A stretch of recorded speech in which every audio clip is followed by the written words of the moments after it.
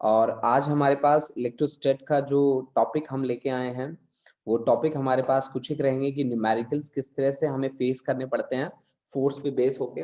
देखो, जिस तरह से हम बातें करते हैं कूलम्ब्स लॉ की, तो हम सिंपली बात करते हैं कि F is equal to k Q1 Q2 divide by r square, simple बात, ठीक है ना। और ऐसा सिंपल कभी कोई कॉन्सेप्ट आपको फेस नहीं करना पड़ेगा पेपर में, ठीक है, कि एग्जाम फाइनल जब एग्जाम होंगे आपके, तो आपके सामने ऐसे नहीं आएगा कोई कॉन्सेप्ट कि state and explain Coulomb's law. नहीं, ऐसा नहीं होगा। लेकिन हाँ, ऐसा भी नहीं होगा कि इस पे बेस होके कोई चीज ना आए। तो आज मैं सबसे पहले हमारे दिन की जो शुरुआत है वो एक ऐसे ही न्यूमेरिकल के साथ करना चाहता हूं, ठीक है। तब तक बच्चे भी ऐड होते रहेंगे। तो वो न्यूमेरिकल हम लेते हैं, उस न्यूमेरिकल को किस तरह से उसी चीज को बार बार आपके सामने रिप्रेजेंट किया जाएगा डिफरेंट डिफरेंट न्यूमेरिकल्स की हेल्प से। तो मैं लेने जा रहा हूं एक इक्विलेटरल ट्राइंगल। मेरे पास इस तरह का एक ट्राइंगल है, इक्विलेटरल ट्राइंगल मैं बोलता हूं।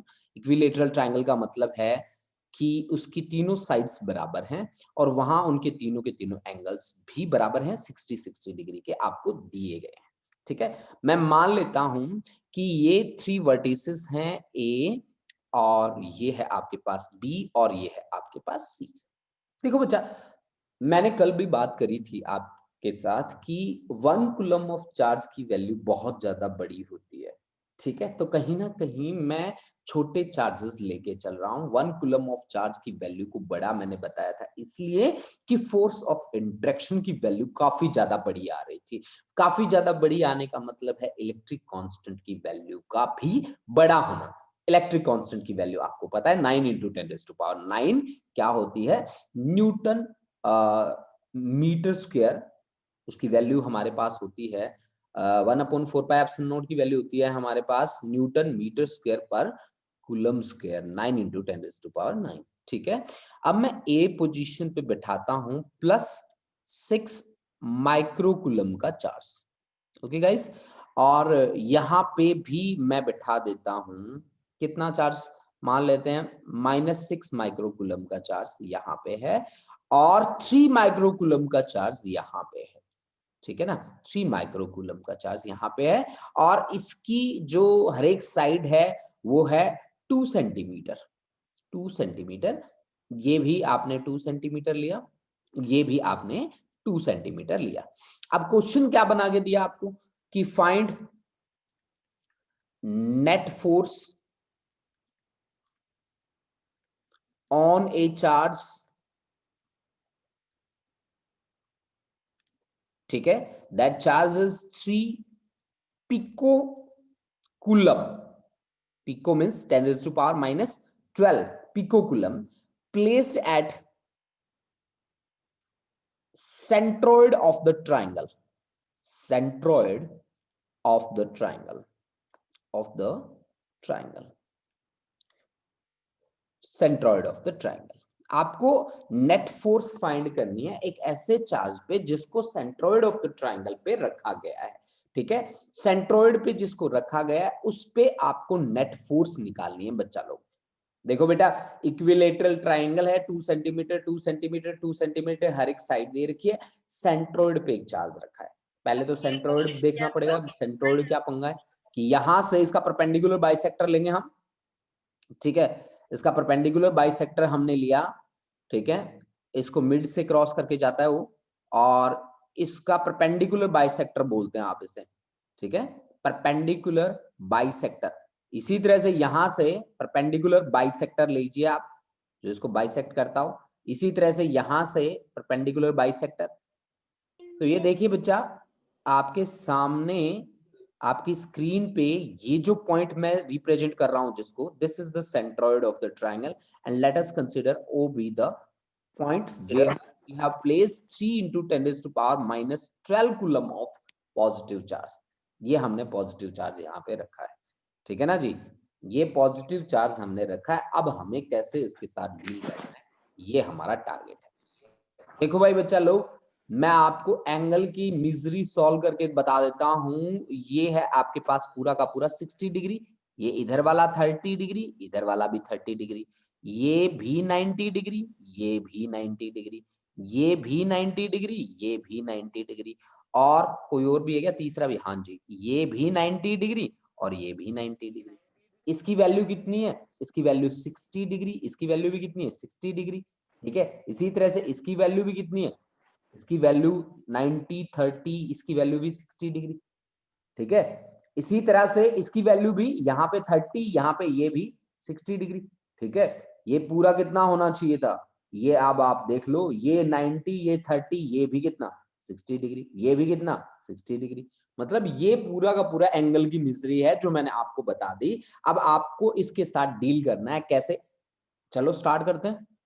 देखो बच्चा, सबसे पहली बात क्या है, सबसे पहली बात जो मैं यहाँ पे निकालने वाला हूं वो AO की वैल्यू भी निकालूंगा। ठीक है, और फिर मैं BO की वैल्यू भी निकालूंगा और CO की वैल्यू भी निकालूंगा। मैं आपको बता दूं कि यहाँ AO की जितनी वैल्यू आएगी वो BO के बराबर होगी और वही CO के बराबर होगी। ठीक है, वही BO के बराबर होगी और वही CO के बराबर होगी। तो चलो देखते हैं, ये आपके पास ये पॉइंट कर लीजिए आप इसको N से। ठीक है ना बच्चा, ये पॉइंट कर लीजिए आप इसको N से। ये देखो ध्यान से देखो, नीचे N लिखा है मैंने, तो ट्राइंगल बन गया आपके पास BON। ये ट्राइंगल आपके पास बन गई, in triangle BON, in triangle BON triangle में आपको BO की वैल्यू चाहिए, किसका पता है, BN का। BN is the base, BO is the hypotenuse. Base upon hypo होता है cos थीटा के बराबर। cos थीटा कितना है यहाँ पे, ये 30 डिग्री। ठीक है, तो cos 30 डिग्री के बराबर हमारे पास वैल्यू आ गई। cos 30 डिग्री की वैल्यू होती है √3/2। ठीक है जी, तो BN मुझे क्या चाहिए, मुझे BO चाहिए, तो BN upon √3/2 this is equal to किसके इक्वल, ठीक है, BO के बराबर। BO की वैल्यू चाहिए ना मेरे को, तो BO is equal to, BN की वैल्यू कितनी है 2/√3। BN की वैल्यू कितनी है जी, BN की वैल्यू है 1 सेंटीमीटर यानी कि 10⁻²। तो ये आ गया 2 × 10⁻²- और divide bye √3। This is the value of BO। ठीक है, अब BO की जो वैल्यू आई है, हरजोहन गुड मॉर्निंग बच्चे, BO की जो वैल्यू आई है वही वैल्यू किसके बराबर है, CO, वही वैल्यू AO के बराबर है। चलो एक झंझट तो खत्म हुआ। अब O पे हमने एक चार्ज बैठा दिया, मान लीजिए कि वो चार्ज है आपके पास Q के बराबर, जिसकी वैल्यू है आपको दे रखी है 3 पिकोफैराड, आपको वैल्यू गिवन है। अच्छा जी, चलो अब हम काम करना स्टार्ट करते हैं। अब जो 3 है ना भाई, वो प्लस वाली वैल्यू है, ये देखो ये प्लस वाली वैल्यू है 3 पिकोफैराड, 3 × 10⁻12 कूलम। ये इतनी वैल्यू है बच्चा लोग, ठीक है ना, ये इतनी वैल्यू है आपके पास। ठीक है, इस वैल्यू को यहां ये वाला चार्ज कैसे डील करे, ट्रीट करेगा, ये वाला कैसे ट्रीट करेगा, ये वाला कैसे ट्रीट करेगा, और इनका रिजल्टेंट फिर हमें निकालना है। मान लीजिए कि ये जो फोर्स लगाएगा उसका नाम मैं लिख रहा हूं F1, ये जो फोर्स लगाएगा उसका नाम लिख रहा हूं F2, और ये जो फोर्स लगाएगा ना उसका नाम लिख रहा हूं F3। ठीक है भाई, अब F1 F2 और F3 3 फोर्सेस हमारे पास हैं। अब F1 F2 F3 की वैल्यू निकालनी। अब देखो प्लस है, प्लस प्लस को क्या करेगा, रिपेल करेगा, तो this is the direction of F1। अब F1 की वैल्यू निकाल लो जी। इन दोनों के सेंटर के बीच का डिस्टेंस देखो कितना है, डिस्टेंस है आपके पास 2 × 10⁻² अपॉन √3। इसको आप कोई भी डिस्टेंस मान लो, say that is equal to L1, बाद में यूज कर लेंगे इसकी वैल्यू। ठीक है ना, ये L1 के बराबर है, AO BO CO L1 के बराबर है, बाद में यूज कर लेंगे फाइनल में, है ना। तो F1 की वैल्यू देखो भाई बच्चा लोग, F1 की वैल्यू कैसे निकालते हो, Q1 × Q2। Q1 कितना है 3 × 10⁻⁻6। Q2 की वैल्यू कितनी है बेटा 3 × 10⁻12 और डिवाइड बाय डिस्टेंस कितना माना है हमने दोनों के बीच, L1 का स्क्वायर, इक्वेशन नंबर 1। ठीक है भाई, F1 की डायरेक्शन ये है। इसी तरह से ये नेगेटिव वाला उसे क्या करेगा बच्चा, अट्रैक्ट करेगा पॉजिटिव को अपनी तरफ। तो ये आ गया आपके पास किसकी डायरेक्शन, ये डायरेक्शन बन गई किसकी, F3 की। तो F3 इस डायरेक्शन में, F3 की वैल्यू निकाल लो। F3 की वैल्यू आ जाएगी जी आपके पास, के मैग्नीट्यूड लेना होता है, प्लस माइनस नहीं देखना होता आपको। ठीक है, 6 माइक्रो, 6 × 10⁻⁶ × 3 × 10⁻12 और दोनों के बीच गैप हमने L1 माना है, L1 का पावर 2 इक्वेशन नंबर 2। अब तीसरा आता है F3। F3 प्लस है, प्लस को क्या करेगा, रिपेल करेगा, प्लस प्लस को क्या करेगा, रिपेल करेगा, और रिपेल करेगा तो ये उसकी डायरेक्शन बन जाएगी, ठीक है। अब उसकी जो डायरेक्शन होगी, ठीक है ना, ये उसकी डायरेक्शन बन जाएगी। ये क्या है, ये कौन सी फोर्स है भाई, F2 है क्या, हाँ, तो ये F2 की डायरेक्शन होगी। और F2 की वैल्यू कितनी रहेगी, KQ1, चार्ज कितना है 6 माइक्रो 10⁻⁻6 इंटू दूसरा चार्ज कितना है 3 इंटू 10⁻⁻12 डिवाइड बाय L2 का पावर 2, डिवाइड बाय L2 का पावर 2, ठीक है ना, डिवाइड बाय L2 का पावर 2। अब देखो बच्चा, तीनों फोर्स की वैल्यू हमारे पास आ गई और तीनों की डायरेक्शन देख लो ध्यान से कि ये F1 है ना, वो इस डायरेक्शन में लगा पड़ा है, इधर लगा पड़ा है, F3 इधर लगा पड़ा है और F2 इधर लगा पड़ा है, ठीक है ना, तीनों की डायरेक्शन अलग अलग है, ठीक है। F1 और F3 में एंगल देख लो कितना है, उन दोनों का रिजल्टेंट बनाएंगे, उनका रिजल्टेंट फिर F2 के साथ कितना एंगल बनाता है वो एंगल देखेंगे और रिजल्ट आपके सामने रख देंगे। चलो फिर काम करना स्टार्ट करते हैं। F1 और F3 के बीच का एंगल बताओ मेरे को कितना होना चाहिए। देखो भाई, F1 और F3 के बीच का एंगल देखो, ये कितना है 30 डिग्री, ये कितना है 90, ये कितना बाकी बचा 60 डिग्री, यानी कि F1 और F3 के बीच एंगल है 60 डिग्री। तो F1 और F3 का रिजल्टेंट कैसे आ जाएगा, पहला रिजल्टेंट है ना, तो पहला रिजल्टेंट FR ही लिख देता हूं, F1 की पावर 2 प्लस F3 का पावर 2 और plus 2F1 into F3 into cos of angle between them, this is 60 degree, cos of 60 degree. देखो भी बच्चा लोग, यानी कि ये जो एंगल था ये कितना था, F1 और F3 के बीच ये 60 डिग्री एंगल था, तो मैंने रिजल्टेंट पैरेललोग्राम लॉ का यूज करके निकाल लिया और मेरे पास ये रिजल्टेंट बना F1 का पावर 2 प्लस F3 का पावर 2 प्लस 2F1 F3 और इसकी वैल्यू होती है भाई 1/2, 2 से 2 कैंसिल हो गया, F1 इंटू F3 बाकी बच गया, ठीक है, F1 इंटू F3 बाकी बच गया, ठीक है। अब देखो F1 और F3 में क्या चीज कॉमन है, जो चीज कॉमन है उसे बाहर निकाल लो। दोनों में एक तो ये वाली चीज कॉमन है, एक ये वाली चीज भी कॉमन है, ठीक है ना, और एक ये वाली चीज भी कॉमन है, तो बाकी क्या बचता है, बाकी जो बचता है उसे अंदर रखो और सॉल्व करो, ठीक है। इन तीनों में जो कॉमन था वो था हमारे पास 3 इंटू 10⁻⁻12, क्योंकि इनकी प्रोडक्ट भी है ना यहाँ पे, अच्छा ठीक है जी, ठीक है, 3 इंटू 10⁻⁻12 दोनों में, ठीक है, 10⁻⁻6 भी है, ठीक है जी, और L1 भी है, तो L1 का स्क्वायर बाहर आ गया, और K भी है, K भी बाहर आ गया, अंदर क्या बचा बताओ, 3 का स्क्वायर 9, 6 का स्क्वायर 6 36 प्लस 6 इंटू 3 18, इनका सॉल्व कर लो वैल्यू, आपके पास ये रिजल्टेंट बन जाएगा F1 और F3 का 36 और 9, ठीक है, ये कितना हो गया जी, देख लो इसको ऐड करो बेटा, 45 45 55 55 60 64 8 आएगा लगभग, तो 8 3 जा 24, 24 इंटू 10⁻⁻18 डिवाइड बाय L1 का power 2 into K, this is FR। अब ये रिजल्टेंट आ गया। अब ये रिजल्टेंट कहाँ आया है,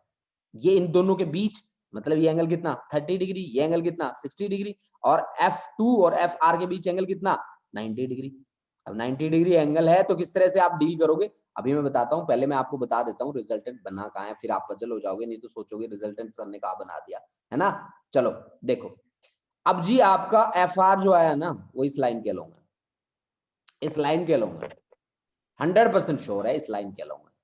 अब इस लाइन के अलोंग है तो ये एंगल कितना बनेगा, ये पूरा एंगल था 60, ये एंगल बन गया 30 डिग्री, और ये एंगल है कितना 60 डिग्री, 30 और 60 90। अब FR और F2 के बीच एंगल 90 है, FR और F2 के बीच एंगल 90 है, तो इन दोनों का रिजल्टेंट कैसे निकालोगे, इन दोनों का रिजल्टेंट FR1 बोल दो इसको, R1, वो आपके पास कितना होगा, FR का स्क्वायर प्लस F2 का square plus 2f2 into F R into cos of angle between them. Cos 90 degree value कितनी होती है? 0 होती है, ठीक है ना, उसकी वैल्यू कितनी होती है? 0। तो अब आपके पास क्या बाकी बचा? ये तो 0 हो गया, आपके पास एफ आर वन की वैल्यू बच गई जी कितनी? एफ आर का स्क्वायर और प्लस एफ टू का स्क्वायर। ठीक है, मैं सॉल्व करके बताऊंगा कंप्लीट इसको, आप ऐसे मत सोचना कि मैं ये कह दूंगा कि न्यूमेरिकली आप सॉल्व कर लेना ना, आपको कंप्लीट सॉल्यूशन बताऊंगा ताकि आप ये बात कभी ना सोचो कि हम कैसे सॉल्व करेंगे, सर ही सॉल्व नहीं कर पा रहे, है ना। मैं आपको पूरा सॉल्व करके दिखाऊंगा, आप टेंशन ना लो। ठीक है, देखो बच्चा, इस तरह के न्यूमेरिकल्स आपके 100% श्योर है फाइनल एग्जाम में आएंगे ही आएंगे, जो आपको थोड़ा बहुत दुखी भी कर देंगे, है ना। तो एफ आर वन आपको निकालना है, एफ आर वन आपको निकालना है। एफ आर का स्क्वायर लो तो 24, मैं एफ टू और एफ आर में जो चीजें कॉमन है ना मैं बाहर निकाल लूंगा। ठीक है, तो एफ आर का स्क्वायर कितना होगा मेरे पास? बोलो, एफ आर का स्क्वायर होगा 24 इंटू 10⁻⁻18। ठीक है, और डिवाइड बाय L1 का स्क्वायर और इंटू के और इसका होल स्क्वायर। ये तो हो गया जी एफ आर का स्क्वायर। और F2 की वैल्यू कितनी है भाई? F2 को ध्यान से देखो, F2 वाले को 10⁻⁻, तो ये 18 इंटू 10⁻⁻18 और इंटू के और डिवाइड बाय L1 का स्क्वायर और इसका पावर 2 और फिर इस सभी का अंडर रूट। जो चीज कॉमन है ना बच्चा, उससे कॉमन निकाल लो। ठीक है, जो चीज कॉमन है इसमें से 6 भी कॉमन होगा। ठीक है, 6 12 6 3 18 6 चौके 24, 6 भी कॉमन है तो 6 बाहर आएगा, 10⁻⁻18 बाहर आएगा, के बाहर आएगा, डिवाइड बाय L1 का स्क्वायर बाहर आएगा, तो 6 4 जा 4 4 जा 16 प्लस 9 ये तो 25, तो 5 6 5 जा 30 इंटू 10⁻⁻18 डिवाइड बाय L1 की पावर 2 और इंटू के। अब देखो बेटा इसको भी सॉल्व कर लो, L1 की वैल्यू आपके पास है, वैल्यू रखो और रिजल्ट निकाल लो। ठीक है, तो आपके पास ये बन जाएगा जी 30 इंटू 10⁻⁻18, के की वैल्यू है 9 इंटू 10⁻9, L1 की पावर 2, L1 की पावर 2 मीन्स 4 इंटू 10⁻⁻4 और आपके पास ऊपर आ जाएगा 3। ठीक है, तो अब पावर आपके पास 9 प्लस 4 आपकी होगी 13, 13 तो 10⁻⁻5 बाकी बच गया। ठीक है, -5 बाकी बच गया और प्रोडक्ट है आपके पास 30 into 9 into 3 divide by 4 into 10⁻⁻5। ये आपकी रिजल्टेंट फोर्स है Fr1। ठीक है, तो आप इसको सॉल्व कर लीजिए, 15 7 और 21 और 180 180 190 190 200 ले लो तो 2 इंटू 10⁻⁻3 न्यूटन। ये आपका फाइनल रिजल्ट आ गया। ये देखो बच्चा, यहां मैंने अपनी तरफ से जितनी कॉम्प्लिकेशंस मैं क्रिएट कर सकता था मैंने क्रिएट करी और मैंने ये कॉम्प्लिकेशंस क्रिएट करके न्यूमेरिकल आपको सॉल्व करके दिखाया। अब अगर मैं आप लोगों से ऐसा ही एक न्यूमेरिकल आपको बना के दूं अभी और आपको सॉल्व करने के लिए कहूं तो आप ट्राई करके मन ही मन में सोच लेना, मैं आपसे किसी से पूछूंगा नहीं वो न्यूमेरिकल। ठीक है, आप बताना मेरे को कि क्या होना चाहिए उसका रिजल्टेंट। ठीक है, तो इस तरह के न्यूमेरिकल्स आपके सामने जरूर आएंगे, तो आप इस तरह के न्यूमेरिकल जरूर ट्राई करके देखें जिसमें मैंने फोर्स, ठीक है, इस तरह से मेरे पास एक इक्विलेटरल ट्रायंगल थी जिनके वर्टिसेस पे मैंने डिफरेंट डिफरेंट चार्जेस रखे और डिफरेंट डिफरेंट चार्जेस रख के मैंने कहा कि सेंट्रोइड पे मैं एक चार्ज रखता हूं, वो चार्ज आपका प्लस भी हो सकता है, वो आपका माइनस भी हो सकता है। ठीक है, प्लस या माइनस वो आपके क्वेश्चन रखने वाला क्वेश्चन करेगा। ठीक है, और उसके अकॉर्डिंग आपको फोर्सेस निकालनी है या रिजल्टेंट फोर्स निकालनी है, यूं कह सकते हैं आप कि आपको रिजल्टेंट फोर्स निकालनी है। ठीक है, देखो बच्चा, अब तक हम लोगों ने जो काम किया है वो काम किया है कूलम्ब्स लॉ के ऊपर, वो काम हमने किया है क्वांटाइजेशन ऑफ चार्ज से जुड़ के। ठीक है, आज मैं कुछ उससे हटके कॉन्सेप्ट लेके आने वाला हूं और उसमें सबसे बड़ा जो कॉन्सेप्ट रहता है हम लोगों के सामने वो रहता है वेक्टर फॉर्म। भाई आपको दो चार्ज दे दिए, ठीक है, आपको दो चार्ज दिए, आपने कहा कि सर जी पॉइंट चार्ज है मेरे पास। पॉइंट चार्ज क्यों लेते हैं आप? क्योंकि इलेक्ट्रिक कांस्टेंट की वैल्यू जो होती है वो बहुत ज्यादा बड़ी होती है। अगर आपने चार्ज को पॉइंट चार्ज नहीं लिया और इवन 1 कूलम ऑफ चार्ज भी ले लिया तो भी आपकी वैल्यू बहुत ज्यादा बड़ी आती है फोर्स की। आप चाहे अभी बैठे बैठे सॉल्व करके देख लो, 1 कूलम के 2 चार्ज लो और 1 कूलम के 2 चार्ज लेके आप फोर्स ऑफ इंटरेक्शन निकाल के देख लो वैल्यू कितनी आती है। वैल्यू खूब ही बड़ी आएगी, ठीक है ना। वैल्यू ऐसी आएगी कि आप ये कहोगे सर जी इतना तो हमने सोचा ही नहीं था कि इतनी बड़ी वैल्यू आ जाएगी। भाई मान लीजिए आपके पास ये Q1 चार्ज है और ये Q2 चार्ज है और इनके बीच सेपरेशन आ रहा है और मैं कहता हूं कि चार्ज को 1 कूलम लेके आप फोर्स बता दो मुझे क्या आएगी, ठीक है। आप ही कह दोगे सर काफी बड़ी फोर्स आ रही है, यानी कि 1 कूलम ऑफ चार्ज को बिगर चार्ज की तरह ट्रीट किया गया है यहाँ पे इलेक्ट्रिक फोर्सेस के केस में, ठीक है। अब देखो आपने कॉन्सेप्ट बहुत ही सिंपल बताया मेरे को कूलम्स लॉ से। कूलम्स लॉ मेरे को कहता है कि F is equal to 1/4 pi epsilon naught Q1 Q2 divide by R square. मैं इसको बहुत ही सिंपल तरीके से लिख लेता हूं K Q1 Q2 divide by R square. यही बात करता हूं मैं, हमेशा यही बात करता आया हूं, ठीक है, कि मेरे को जब भी फोर्स निकालनी होती है मैं K Q1 Q2 divide by R square. देखो बच्चों केवल इस कॉन्सेप्ट से काम नहीं चलता। जब आप रिवीजन कर रहे हैं, जब आप इस तरह से काम करना चाहते हैं कि हाँ जी हमारे फाइनल में क्वेश्चंस बने, तो क्वेश्चन बनने के लिए इसकी एप्लीकेशंस पे काम करना पड़ेगा। इसको कहां अप्लाई कर सकते हैं, कैसे अप्लाई कर सकते हैं, ये बात आपको सीखनी पड़ेगी। ज्यादातर सुपरपोजिशन प्रिंसिपल में ये काम आते होते हैं। सुपरपोजिशन प्रिंसिपल में कैसे काम आते होते हैं, जैसे कि मान लो अभी अभी मैंने एग्जांपल लिया था थोड़ी देर पहले, ऐसा ही एक एग्जांपल और लेता हूं मैं, इक्विलेटरल ट्रायंगल ही ले लेता हूं। एक छोटा सा एग्जांपल लेता हूं, ज्यादा बड़ा एग्जांपल मैं नहीं ले रहा, ठीक है। आपको बहुत ज्यादा दुखी करना मेरा टारगेट नहीं है, ठीक है। ये देखो बच्चा, मान लो आपको मैं एक ही एग्जांपल में बार बार बताऊंगा। इसका बार बार बताने का रीजन ये है कि आप उस तरह के न्यूमेरिकल से बिल्कुल जानकारी हो जाए आपकी, ठीक है। यहां एक वर्टेक्स पे एक कोने पे चार्ज बैठा है, कुछ मान लीजिए आपके पास है 20 मिली कूलम चार्ज, ठीक है।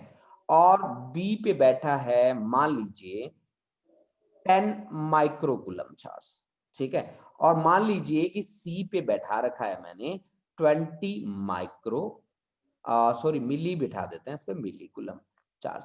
तो find net force at B. आप नेट फोर्स निकालिए बी पे। तो आप कैसे कैलकुलेट करेंगे, आप सभी बच्चे सोच गए होंगे इस बात को। ये भी आपके पास मान लीजिए 1 मीटर का डिस्टेंस है, ये भी आपके पास 1 मीटर है और ये भी आपके पास 1 मीटर है, यानी कि इक्विलेटरल ट्रायंगल का कॉन्सेप्ट है। देखो बच्चा इस तरह के न्यूमेरिकल बन के फोर्स पे आएंगे, ये बात श्योर है, मेरे से लिखवा लो। इसके अलावा एक्स्ट्रा कोई न्यूमेरिकल नहीं बनेगा। अगर न्यूमेरिकल बनेगा तो ये न्यूमेरिकल बनेगा, नहीं तो बनेगा ही नहीं आपके फाइनल। ये बात मैं आपको खुली बोल रहा हूं, खुले मतलब बिल्कुल मैं एक्सेप्ट करता हूं इस बात को, और मैं ये बात लिख के देने को राजी हूं कि इस तरह का न्यूमेरिकल आपके फाइनल एग्जाम्स में आएगा। अब आपको पता होना चाहिए कि इसके साथ डील कैसे करना है। मैं एक अच्छी बात बताता हूं आपको कि दो चार्जेस के बीच जो इंटरेक्शन होती है ना, उसको थर्ड चार्ज कभी इफेक्ट नहीं करता होता। ये बात आप दिमाग में बैठा लो। भाई मान लो मेरे पास Q1 Q2 ऊपर दिख रहे हैं आपको, दोनों के दोनों चार्ज एक सेपरेशन R पे बैठे हैं। अगर आप कह दें कि सर जी मैंने यहाँ पे एक चार्ज बैठा दिया, यहाँ पे एक चार्ज बैठा दिया, तो उसकी प्रेजेंस क्या इन दोनों के बीच फोर्स ऑफ इंटरेक्शन को अफेक्ट करेगी? Then answer is no, never.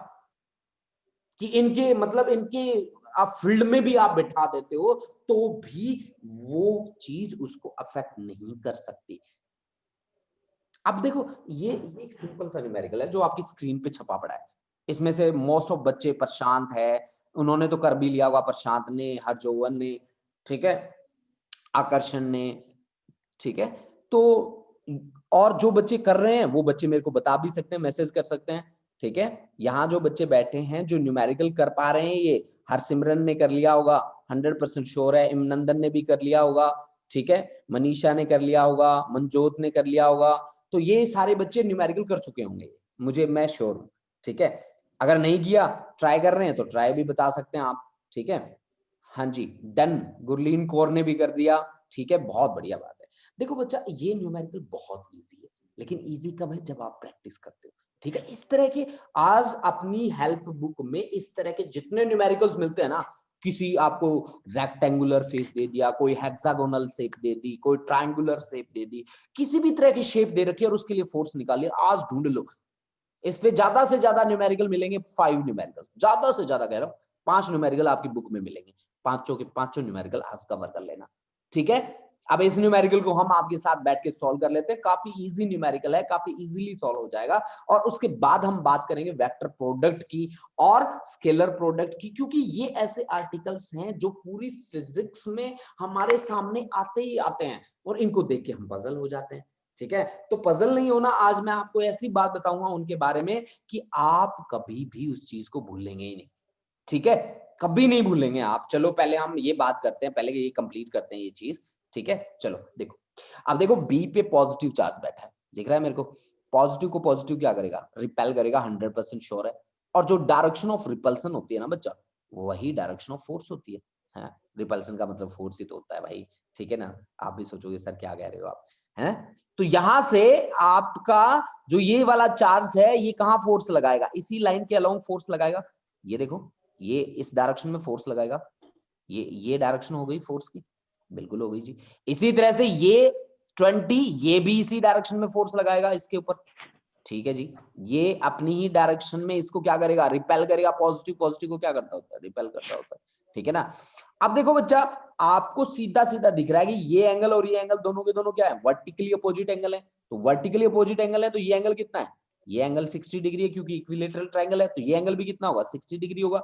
और दो फोर्स के बीच एंगल 60 डिग्री है और दोनों के हेड हेड इसके टेल टेल पे फॉल कर रहे हैं, टेल टेल पे फॉल कर रहे हैं, तो ऑर्डर अपोजिट है, ऑर्डर अपोजिट है। इस सिचुएशन में पैरेललोग्राम लॉ का यूज करना होता है। पैरेललोग्राम लॉ का यूज करके आपको क्या निकालना है, रिजल्ट निकाल लेना है, ठीक है। रिजल्टेंट आपको कैलकुलेट कर लेना है। आप कैसे कैलकुलेट करेंगे रिजल्टेंट को, चलो हम उस पर बात करते हैं। ऐश और मनरीत कौर, अपने आप को म्यूट करो बच्चों दोनों, ठीक है। अब देखो बेटा, इसने जो फोर्स लगाई है, इसकी जो फोर्स है उसका नाम मैं लिख देता हूं F1, और इसकी जो फोर्स है उसका नाम लिख देता हूं मैं F2, लिख दूं। तो F1 की वैल्यू कितनी होगी, F1 की वैल्यू होगी K Q1 Q2, 20 मिली का मतलब होता है 10⁻⁻3। और ये इसके बी के पास चार्ज कितना है, 10 माइक्रो, माइक्रो का मतलब होता है 10⁻⁻6, और divide by r square, 1 metre है तो 1 का स्क्वायर।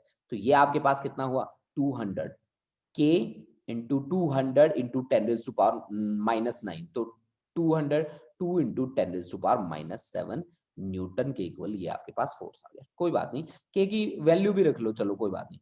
9 इंटू 10⁻9 होती है, और इंटू 2 इंटू 10⁻⁻7, तो ये देखिए भाई 18 इंटू 10⁻2 आ गया। और न्यूटन, यानी कि मैं इसको 1.8 लिखना चाहूं तो 1.8 इंटू 10⁻, कितना, 3 न्यूटन भी लिख सकता हूं। चलो कोई बात नहीं। इसी तरह से F2 की वैल्यू निकालो। F2 की वैल्यू, दोनों के बीच सेपरेशन है 1, एक चार्ज है 20, दूसरा चार्ज है 10, तो K 20 मिली का मतलब होता है 10⁻⁻3, और दूसरा है 10 माइक्रो, माइक्रो का मतलब होता है 10⁻⁻6, divide by r square, r की वैल्यू 1, 1 का स्क्वायर करोगे 1 ही आएगा। K की वैल्यू रखो 9 इंटू 10⁻9, और 20 200 और इंटू 10⁻⁻, कितना, 9, -9 से -9 कट गया, ये भी आपके पास 1.8 इंटू 10⁻3 न्यूटन। दोनों फोर्स बराबर है। F1 और F2 का मैग्नीट्यूड सेम है, देख लो दोनों का सेम है। F1 और F2 का मैग्नीट्यूड सेम है, से F1 is equal to F2, और इनको हम मान लेते हैं कॉमन, कॉमन मान लेते हैं F। अब रिजल्टेंट इन दोनों का जो रिजल्टेंट होगा वो कहां फॉल करेगा, वो यहां फॉल करेगा, इन दोनों के बीच में एग्जैक्टली, है ना, इन दोनों के बीच में, ये यहां पे रिजल्टेंट बनेगा। इसको मैं लिख देता हूं कि this is the resultant force Fr, और Fr की वैल्यू कितनी होनी चाहिए, Fr की वैल्यू होनी चाहिए F1 का पावर 2 प्लस F2 का पावर 2, क्योंकि दोनों के बीच में एंगल कितना है, 60 degree, two F1 F2 cos 60 degree. cos 60 degree की वैल्यू किसके बराबर होती है, sin 30 के बराबर होती है। sin 30 की वैल्यू कितनी होती है, 1/2, तो 1/2 से करेंगे तो F1 का स्क्वायर प्लस F2 का स्क्वायर, और प्लस F1 इंटू F2, क्योंकि cos 60 की वैल्यू 1/2, 2 से 2 कैंसिल, F1 इंटू F2। अब F1 और F2 तो बराबर हैं, तो F1 की जगह भी F लिख दीजिए, F2 की जगह भी F लिख दीजिए, F का square, F square plus F square plus F square, तो ये √3f आ गया आपके पास। √3f की वैल्यू कितनी है? f की वैल्यू है 1.8 इंटू 10⁻³ न्यूटन। √3 की वैल्यू कितनी होती है? 1.7 इंटू 1.8 इंटू 10⁻³ ठीक है। तो 1.8 को 1.8 का पावर 2 कर सकते हैं आप इंटू 10⁻³ न्यूटन। इतनी चीज तो आप सॉल्व कर लेंगे, मुझे पता है ठीक है। तो this is the simplest numerical जो हमने यहाँ पे सॉल्व किया अपने आप से बना के, ठीक है। एनसीईआरटी में भी इस तरह का एक न्यूमेरिकल मेंशन है, आप उसके साथ डील कर सकते हैं।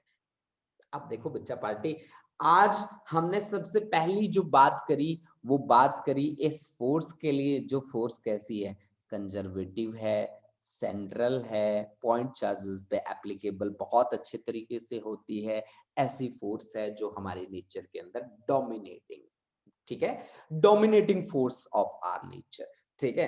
तो आप कहीं पे भी चले जाइए आपको इलेक्ट्रिक फोर्स तो नजर आएगी, ठीक है। तो ये हमारा न्यूमेरिकल था, ये मुझे लगता है सभी बच्चों को समझ में आया है, सभी बच्चों ने नोट भी कर लिया होगा, स्क्रीनशॉट ले लीजिए फटाफट, फिर आगे बढ़ते हैं नेक्स्ट कॉन्सेप्ट की ओर। छोटी छोटी बातें हैं जो बतानी बहुत ही जरूरी हैं। मैं इन बातों को बताते टाइम यही सोच के चलूंगा कि मेरा हर बच्चा इस बात को जानता है, लेकिन हम रिवाइज कर रहे हैं, ठीक है। तो मैं यही बात मान के चलूंगा, ठीक है। अब देखो इसी में मैं इसको रब नहीं कर रहा, मैं इसी में 2-3 बातें, छोटी छोटी बातें यहाँ पे ऐड करना चाहता हूँ। देखो बच्चा, जब ये बात की जाती है ना F is equal to 1/4 by epsilon naught, तो एप्सिलॉन नॉट जो होती है वो परमिटिविटी होती है फ्री स्पेस की, permittivity, permittivity of free space, free space की परमिटिविटी आप इसे कहते हैं। और इसकी वैल्यू भी आप लिखते होते हैं कि 8.85 इंटू 10⁻⁻12 पर न्यूटन, ठीक है, पर मीटर स्क्वायर और कूलम स्क्वायर, कूलम स्क्वायर पर न्यूटन पर मीटर स्क्वायर, ऐसा बोले तो अच्छा लगेगा, ठीक है। तो परमिटिविटी फ्री स्पेस की मतलब फ्री स्पेस कितना परमिट करता है, उसकी वो एबिलिटी, उसको क्या बोलते हैं, परमिटिविटी बोलते हैं। अगर आप किसी मीडियम में चले जाएं तो उसकी परमिटिविटी अलग होगी, वो अलग परमिट करेगा। जैसे कि आप किसी कंडक्टर के अंदर घुस जाएं तो बहुत ही अच्छे तरीके से वो क्या करेगा, उनको अलाउ कर देगा कि तुम पास हो जाओ, उसके एक कोने पे जो चार्ज इंड्यूस होगा उतना इंड्यूस दूसरे कोने पे होगा, दोनों की डायरेक्शन अपोजिट हो जाएगी, नेट चार्ज उसके अंदर फिर भी 0 रहेगा, और वो बहुत सारी नई नई बातें भी आपको बता देगा।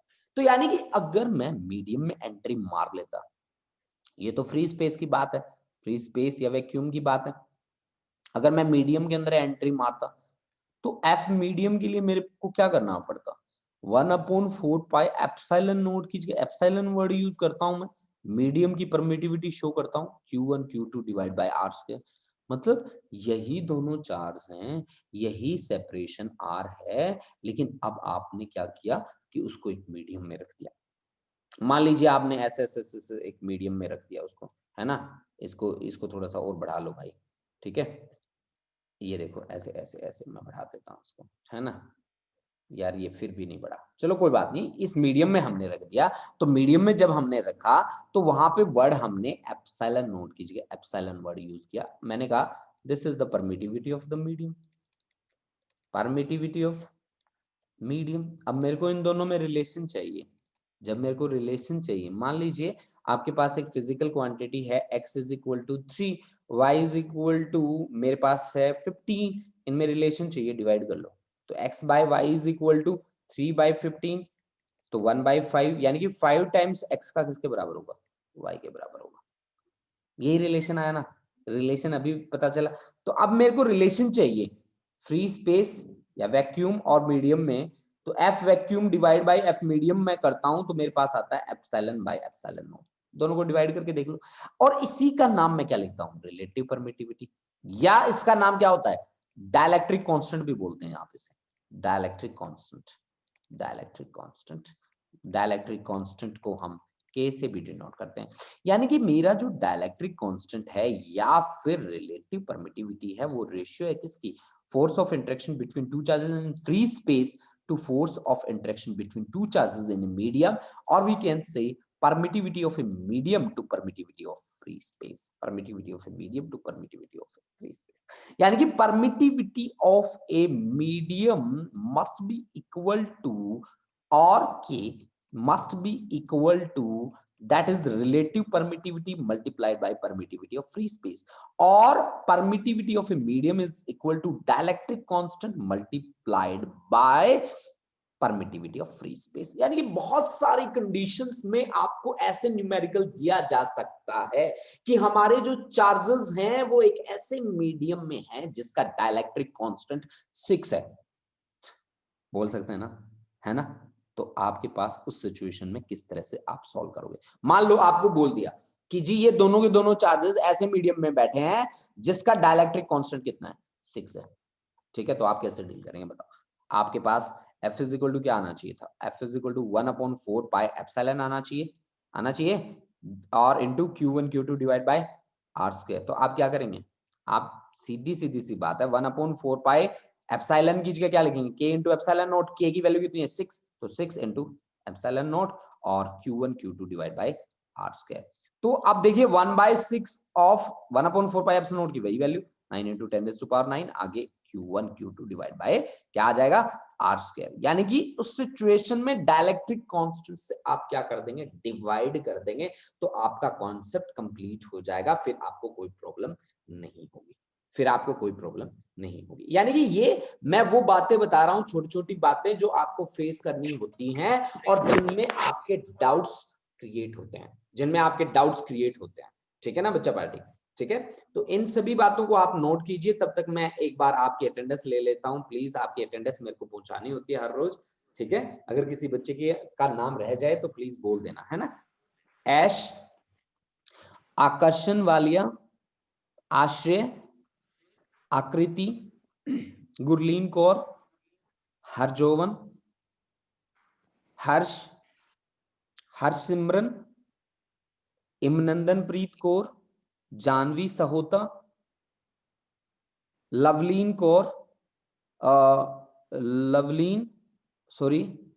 और मनीषा, मनजोत कौर, दोनों बच्चे हैं ये मनजोत कौर, दोनों क्लासेस की, मंजू चौधरी, और एक मिनट, मंजू के बाद है जी, एक मिनट जी,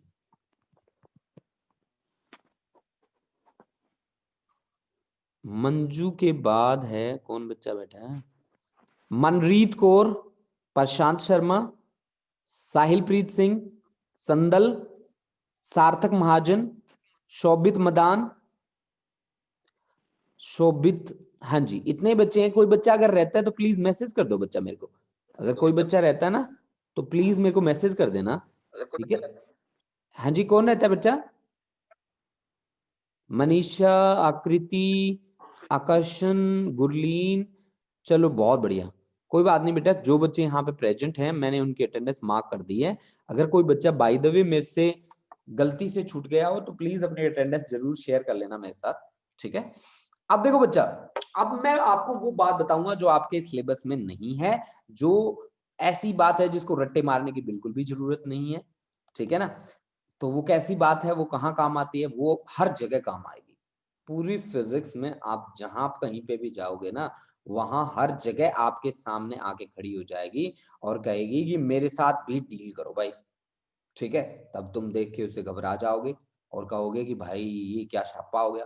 तो उस छापे से बचने के लिए आज उस टॉपिक को कवर करना बहुत ही ज्यादा जरूरी है, ठीक है? अगर आज आप कवर कर लेते हो तो आपको फ्यूचर में वो कभी भी आके आपके लिए प्रॉब्लम क्रिएट नहीं करेगा।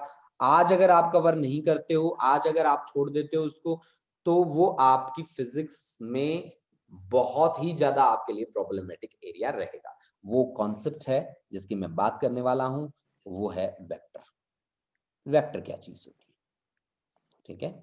हालांकि जब मैंने वर्ड यहाँ पे लिखा तो हर एक के दिमाग में बात आ गई होगी कि वेक्टर वो होते हैं जिनके पास मैग्नीट्यूड और डायरेक्शन, दो चीजें होती हैं। आप सभी बच्चों ने ये बात सोच ली होगी कि सर जिस फिजिकल क्वांटिटी के पास मैग्नीट्यूड एज वेल एज आप क्या बोलते हैं, डायरेक्शन, मैग्नीट्यूड तो होगा ही होगा, साथ साथ उनके पास डायरेक्शन भी होगी, उनको आप क्या कहते हैं, वेक्टर कहते हैं। किसी भी वेक्टर की प्रेजेंटेशन हम कुछ इस तरह से देते हैं, ए वेक्टर, ये एरो लगा देते हैं बेटा ऊपर। अगर मैं इस एरो को ब्रेक करूं तो इसमें से एक तो छड़ी बाहर आती है और दूसरी कैप बाहर आती है, ठीक है। ये जो छड़ी होती है ये मैग्नीट्यूड को रिप्रेजेंट करती है, ये मैग्नीट्यूड को रिप्रेजेंट करती है, और ये जो कैप है ये डायरेक्शन को रिप्रेजेंट करती होती है, ये डायरेक्शन को रिप्रेजेंट करती होती है। इस कैप वाले का ही नाम क्या होता है, यूनिट वेक्टर होता है।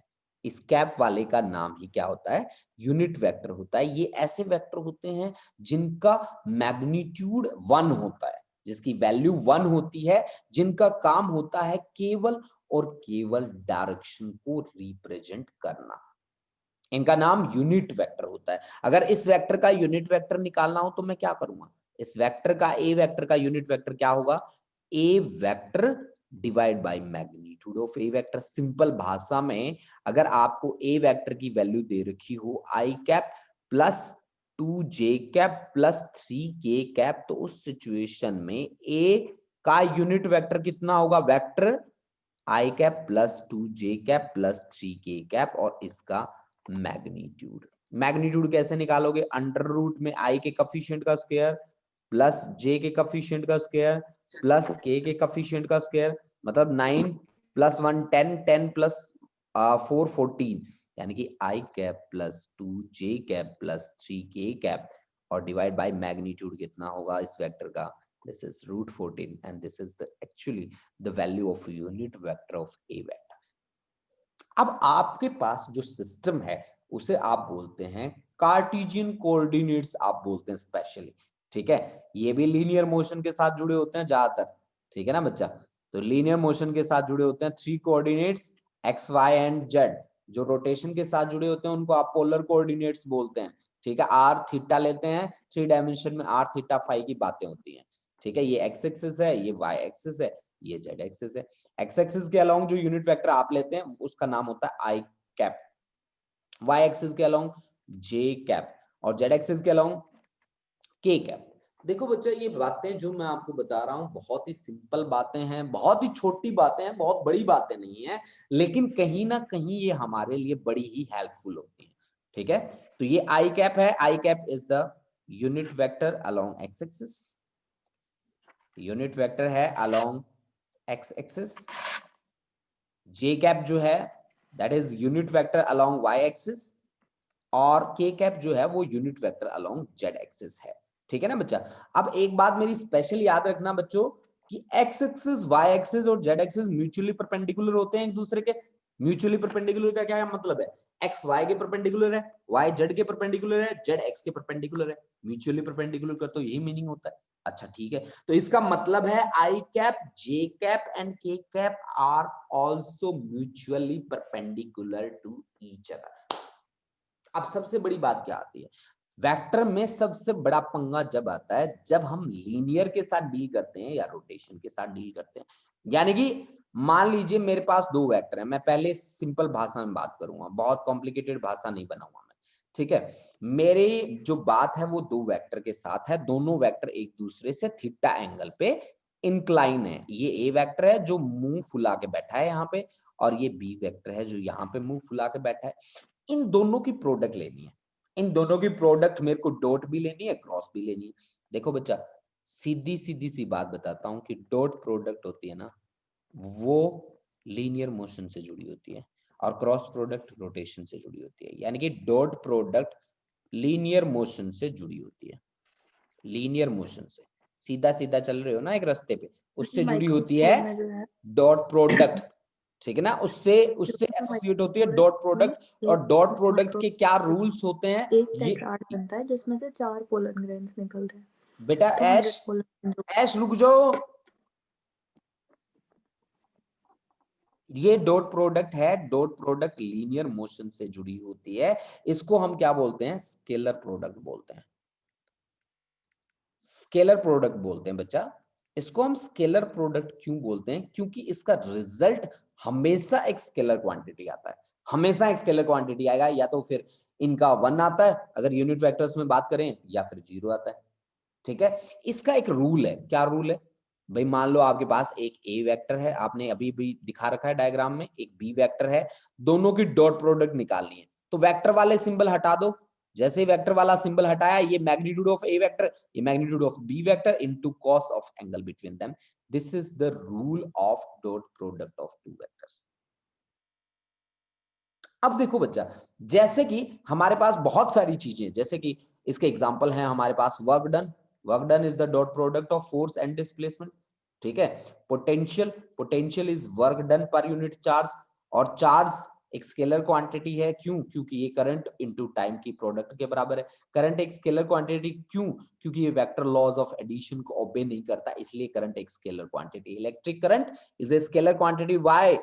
Because it does not obey the vector laws of addition, vector laws of addition को। तो पोटेंशियल एक स्केलर क्वांटिटी हुआ, पावर एक स्केलर क्वांटिटी हुआ, power is work done upon time, तो power is also equal to force into velocity, then this must be equal to force का dot product किसके साथ? वेलोसिटी के साथ, ठीक है।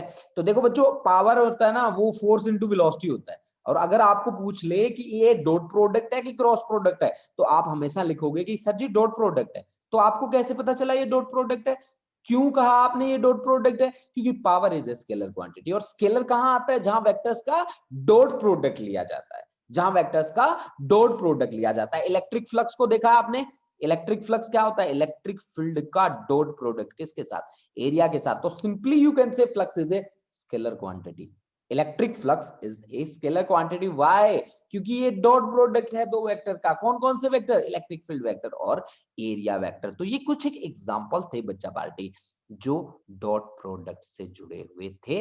ये ऐसी चीजें हैं, जनरल बात है, लेकिन आपको अगर ध्यान रहे तो आपके कॉन्सेप्ट पे कमांड काफी बढ़ा देती है, काफी बढ़ा देती है बेटा, ठीक है। ये जनरल बात है, मैं मानता हूं, बिल्कुल जनरल बात है। यहाँ बैठा हर बच्चा बहुत ही अच्छे तरीके से जानता है इन बातों को, लेकिन अगर ये बातें आपको पता है ना, तो आपके बेसिक फंडा बिल्कुल क्लियर है, ठीक है। और जब आपका बेसिक फंडा क्लियर है ना, तो आपका कॉन्सेप्ट कभी रुक नहीं सकता, ठीक है। अब बात को बढ़ाता हूं, कहाँ? ए डॉट बी से देखता हूं कि I cap dot I cap की वैल्यू कितनी होगी। अब आई कैप क्या है? Unit vector. यूनिट वेक्टर का क्या मतलब होता है? जिसका मैग्नीट्यूड 1 है, दूसरे का भी मैग्नीट्यूड 1 है, cos of angle between them, ये भी एक्स एक्सिस के लो, ये भी एक्स एक्सिस के लो, दोनों सेम एक्सिस पे चल रहे हैं, तो दोनों में कोई मतभेद होगा? बिल्कुल नहीं होगा। मतभेद नहीं होगा तो दोनों में एंगल कितना बनेगा? 0। दोनों के दोनों एक्स एक्सिस के लंबे ना यार, तो एंगल कितना होगा? 0। cos 0 की वैल्यू कितनी होती है? 1। इसी तरह से j डॉट j की वैल्यू भी 1 होगी, इसी तरह से k डॉट k की वैल्यू भी 1 होगी, ठीक है बेटा। और दूसरी बात देखो, अगर हमने डिसिमिलर ले लिए, एक i ले लिया, एक j ले लिया, मैग्नीट्यूड i का भी 1, मैग्नीट्यूड j का भी 1, लेकिन एंगल अब कितना है? 90। cos 90 की वैल्यू कितनी होती है? 0। इसी तरह से j डॉट k लोगे, उसका भी रिजल्ट 0 आएगा। इसी तरह से k डॉट i का रिजल्ट भी 0 आएगा। यानी कि यहाँ पे रिजल्ट या तो 1 आ रहा है या फिर 0 आ रहा है। That's why dot product is known as scalar product. अब आगे ये तो बात आ गई डॉट प्रोडक्ट की। देखो बच्चा, ये जो चीजें हैं ना, आप बिल्कुल भी हल्के में मत लेना इन सभी बातों को, इनको बहुत ही अच्छे तरीके से समझना, समझने की कोशिश करना, क्योंकि ये बातें आपके पूरी फिजिक्स में बेसिक्स को यही बना के चलेंगे, इन्हीं के साथ आपको डील करना पड़ेगा और आप बच नहीं सकते। आप सोचते हो ना कि सर जी मैं नहीं करूंगा इनके साथ, कोई भी काम मैं करूंगा इन्हीं डॉट और क्रॉस प्रोडक्ट के साथ, तो वो पॉसिबल ही नहीं है, ठीक है। वो चीज पॉसिबल ही नहीं है कि आप इनको छोड़ दे, ठीक है। छोड़ आप इनको सकते ही नहीं, ठीक है। जब हम इसको छोड़ नहीं सकते, तो फिर इसको इस तरह से एक्सेप्ट कर लेते हैं कि ये जहां पे भी आएगा हम फटाक से उसका आंसर कर पाएंगे, ठीक है। तो डॉट प्रोडक्ट हमने यहाँ पे आपके सामने रिप्रेजेंट कर दिया। अब बात करते हैं क्रॉस प्रोडक्ट की, जो रोटेशनल मोशन से जुड़ा हुआ आर्टिकल है, ठीक है। किस तरह से मुझे उसके साथ डील करना है, चलो स्टार्ट करते हैं। तो अब मेरा आर्टिकल है क्रॉस प्रोडक्ट। क्रॉस प्रोडक्ट के भी मैं आपको काफी ज्यादा एग्जांपल्स दूंगा, ठीक है। क्रॉस प्रोडक्ट ये रोटेशन से जुड़ा हुआ आर्टिकल है, रोटेशनल मोशन से जुड़ा हुआ आर्टिकल है, ठीक है। रोटेशनल मोशन से कहीं ना कहीं ये जुड़ा हुआ है, और इसको हम बोलते हैं वेक्टर प्रोडक्ट। जहां पे भी मेरे को क्रॉस दिख जाता है, मैं उसको वेक्टर बोलता हूं, कि रिजल्ट हमेशा उसका एक वेक्टर क्वांटिटी आता है, ठीक है। तो क्रॉस प्रोडक्ट को मैं किस तरह से एक्सप्लेन करता हूं, मेरे पास वही दो वेक्टर्स हैं जो ऊपर बैठे हैं। अब मैंने किस तरह से एक्सप्लेनेशन देनी है ए वेक्टर का क्रॉस प्रोडक्ट बी के साथ, देखिए बच्चा लोग, this is a b sin theta. This is AB sin theta. This is the rule of cross product of two vectors. कहीं ना कहीं ये आपके लिए बहुत ज्यादा इंपॉर्टेंस रखता है ये कॉन्सेप्ट. ये कॉन्सेप्ट ऐसा नहीं है जिसको कि आपने देखा, समझा और छोड़ दिया ना. इस कॉन्सेप्ट को आप हर जगह अप्लाई करेंगे.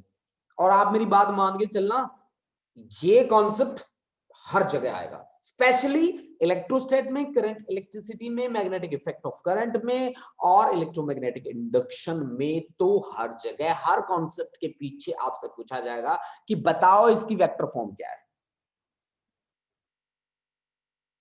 ठीक है, फिर इसको अच्छे से प्रिपेयर करूंगा मैं. ठीक है, चलो चलते हैं. अब देखो, आई कैप क्रॉस आई कैप देखते हैं. आई कैप क्रॉस आई कैप, इसका भी मैग्नीट्यूड 1, इसका भी magnitude 1 into sine of angle between them. दोनों के दोनों एक्स एक्सिस के लॉन्ग, तो एंगल 0 होगा, साइन 0 की वैल्यू 0 होती है. यानी कि अगर मैंने सेम यूनिट वेक्टर्स लिए ना भाई, अगर मैंने सेम यूनिट वेक्टर्स लिए तो मेरा रिजल्ट 0 आया. क्रॉस में, डॉट में क्या था, अगर मैंने सेम लिए तो रिजल्ट 1 आया, है ना. अगर इसी तरह से मैं जे कैप क्रॉस जे कैप ले लूं तो उसका भी रिजल्ट 0 आएगा. इसी तरह से के कैप के क्रॉस के कैप का भी रिजल्ट 0 आएगा. लेकिन जब हम डिसिमिलर यूनिट वेक्टर्स लेते हैं तो मुझे कर्ल और रोटेशन रूल का यूज करना पड़ता है. कर्ल या रोटेशन रूल बोलते हैं इसको बच्चा. अब जब आप ग्रेजुएशन में जाओगे तब आप इस कॉन्सेप्ट को बहुत ही अच्छे से प्रिपेयर कर पाओगे. ठीक है, आपको रोटेशन रूल ऐसे याद रखना होता है. यहां क्लॉकवाइज डायरेक्शन में चलिए आप. ठीक है, आई कैप, जे कैप और ये है आपके पास तीसरा के कैप. तो देखो बच्चों, आई कैप से स्टार्ट करते हैं. तो आई कैप क्रॉस जे कैप, ये किसके बराबर होगा, आपके आगे आ रहा है के कैप. इसी तरह से आई के बाद जे आएगा, जे के बाद के आएगा और के बाद आई आएगा. जे के बाद के आएगा, के बाद आई आएगा और आई के बाद जे आएगा. ठीक है, तो this is the rule of cross product of two vector. अब ये कोई सिंपल एक रूल नहीं है, ये कोई सिंपल एक बात नहीं है जिसके रट्टे मारे I cross J is equal to K, J cross K is equal to I, K cross I is equal to J. एक ये ऐसी एक बात नहीं है. इससे एक रिजल्ट बाहर निकल के आता है. वो रिजल्ट क्या है वो मेरे को डिस्कस करना है. लेकिन पहले मैं आपको बता दूं कि अगर आपने आई और जे की पोजीशन को इंटरचेंज कर दिया, मतलब जे को आगे लिख दिया, आई कैप को आपने पीछे लिख दिया, तो रिजल्ट आ जाएगा माइनस ऑफ के कैप. अगर आपने यहाँ पे के कैप को आगे लिख दिया, जे कैप को पीछे लिख दिया, तो ये आ जाएगा माइनस ऑफ आई कैप. अगर आपने यहाँ पे आई कैप को आगे लिख दिया, के कैप को पीछे लिख दिया, तो ये बन जाएगा माइनस ऑफ जे कैप. यानी कि पोजीशन को चेंज करते ही ये नाराज हो जाएगा, रूठ जाएगा और रूठे हुए मन को मनाना बहुत मुश्किल हो जाएगा और फिर ये बहुत ही नेगेटिव हो जाएगा आपके लिए. ओके, अब देखो इस रिजल्ट को समझो. इस रिजल्ट को आई क्रॉस जे को देखो तो ये के इक्वल है. आई का मतलब है आप एक्स एक्सिस के अलोंग काम कर रहे हैं, जे का मतलब है आप वाई एक्सिस के अलोंग काम कर रहे हैं और के का मतलब जेड एक्सिस के अलोंग. मतलब आपने वर्क किया एक्स वाई प्लेन में और उसका रिजल्ट कौन भुगत रहा है, उसका रिजल्ट भुगत रहा है जेड एक्सिस. ठीक है, यानी कि आप एक्स वाई का परपेंडिकुलर कौन होता है, जेड ही तो होता है. यानी कि एक्स वाई प्लेन के जो परपेंडिकुलर होगा ना, वो डायरेक्शन किसकी होगी, आई क्रॉस जे के रिजल्टेंट की डायरेक्शन. मतलब आप काम करोगे एक्स वाई में और रिजल्ट कौन लेके चला जाएगा, जेड वाला रिजल्ट लेके चला जाएगा. This is the most important thing of this article. ठीक है, इस आर्टिकल की सबसे अच्छी बात यही है कि हम काम करते हैं एक्स वाई में और रिजल्ट लेके भाग जाता है कौन, जेड. ये कोई बात होती है यार, करे कोई भरे कोई. ठीक है ना, ये कहावत यहाँ पे फिट होती है बिल्कुल. अब देखो मैंने रोटेशन वाले कितनी चीजें देखी है. मैंने सबसे पहले रोटेशन वाला देखा है टॉर्क. टॉर्क क्या होता है, आर्म ऑफ कपल का क्रॉस प्रोडक्ट किसके साथ, लीनियर फोर्स के साथ. देखो रोटेशन वाली जितनी बातें लीनियर मोशन के बिना पॉसिबल ही नहीं है, लीनियर वाले के बिना पॉसिबल नहीं है. ठीक है, और मैंने देखा है क्या, एंगुलर मोमेंटम को एल को, this is the cross product of r and p, this is the cross product of linear momentum and position vector. ठीक है, अब देखो आपको ना ये मैं एक चीज देता हूं कि v इज इक्वल टू होता है बच्चों आर ओमेगा. v क्या है, linear velocity, linear velocity. R क्या है, रेडियस. और ओमेगा क्या है, एंगुलर वेलोसिटी, एंगुलर वेलोसिटी. तो मैंने आपसे क्वेश्चन किया कि v is equal to r omega अगर मैं वेक्टर फॉर्म में लिखना चाहूं कि तो डॉट प्रोडक्ट में होगा या क्रॉस प्रोडक्ट में होगा, तो आपका आंसर क्या रहेगा, आप मेरे को बताइए. वेलोसिटी क्या होती है, वेक्टर क्वांटिटी. अब वेक्टर क्वांटिटी कब आ सकती है इन दोनों की प्रोडक्ट, जब ये क्रॉस प्रोडक्ट में हो तो आर क्रॉस क्या रहेगा, omega. So velocity is a vector quantity which is the cross product of r and omega, simply. ठीक है, अगर आपसे पूछे कि ये क्रॉस प्रोडक्ट क्यों है, क्योंकि रिजल्ट हमारा वेक्टर प्रोडक्ट बनाना है, हमें रिजल्ट हमें वेक्टर चाहिए, वेक्टर के लिए क्या करना पड़ेगा, क्रॉस ही लेना पड़ेगा। ठीक है, अगर क्रॉस नहीं लेंगे तो फिर प्रॉब्लम हो जाएगी हमारे लिए। सही बात है कि नहीं? अब बताओ आपने कहाँ कहाँ किया, फर्स्ट चैप्टर में आपने टॉर्क के लिए किया है, torque is equal to p sine theta, था कि नहीं था, पी साइन थीटा। अब a b sine theta is equal to a vector cross b vector, this is p vector cross e vector. अब इसका मीनिंग क्या होता है, इसका मीनिंग कि टॉर्क की जो डायरेक्शन होगी वो परपेंडिकुलर रहेगी किसके प्लेन के, जिस प्लेन में पी और ई लाई करते हैं। अब इसकी डायरेक्शन को हम स्क्रू रूल से क्या करते हैं, डिफाइन करते हैं। स्क्रू, जैसे स्क्रू हम टाइट करते होते हैं, स्क्रू कैसे टाइट करते हैं, आप घुमा के देखो, घुमा के देखो, आपके पास स्क्रू ड्राइवर होगा घर पे, आज उसको घुमा के देखना, क्लॉकवाइज घूमेगा तो डायरेक्शन इनवर्ड रहेगी आउटवर्ड, एंटी क्लॉकवाइज अगर आप उसको घुमा रहे हैं तो डायरेक्शन इनवर्ड रहती है कि आउटवर्ड, ये चेक कर लेना, यही आपके वेक्टर की डायरेक्शन को बताएगा। आपके घर में पेंच पड़े हैं ना, सभी के घरों में पेंच पड़े हैं और स्क्रू ड्राइवर पड़े हैं, तो स्क्रू ड्राइवर लेके पेंच लेके उसको टाइट कर लेना, उसको खोल के देख लेना कहाँ किस डायरेक्शन में आपने घुमाया तब वो बाहर की तरफ आया, किस डायरेक्शन में आपने घुमाया तो वो अंदर की तरफ गया, वो बाहर की तरफ जाना अंदर की तरफ जाना, वो किसकी डायरेक्शन को रिप्रेजेंट करेगा, वो टॉर्क की डायरेक्शन को रिप्रेजेंट करेगा। सिंपल सी भाषा में बात बता देता हूँ आपको, ठीक है।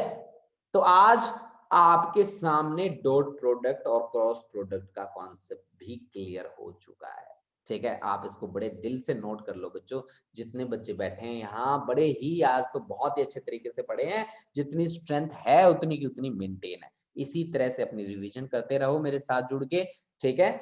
आपके लिए बहुत ही ज्यादा बेनिफिशियल होने वाली हैं ये क्लासेस, ठीक है, बिलीव मी, ठीक है। और मैं आपको बता दूं, जो बच्चा जिसने कुछ भी नहीं पढ़ रखा ना, अब तक कुछ भी नहीं पढ़ रखा, मैं उस बच्चे को भी इतना चला दूंगा कि वो अपने आप पे भरोसा नहीं करेगा, अरे यार मेरे को इतना कुछ आने लग गया है ना, है।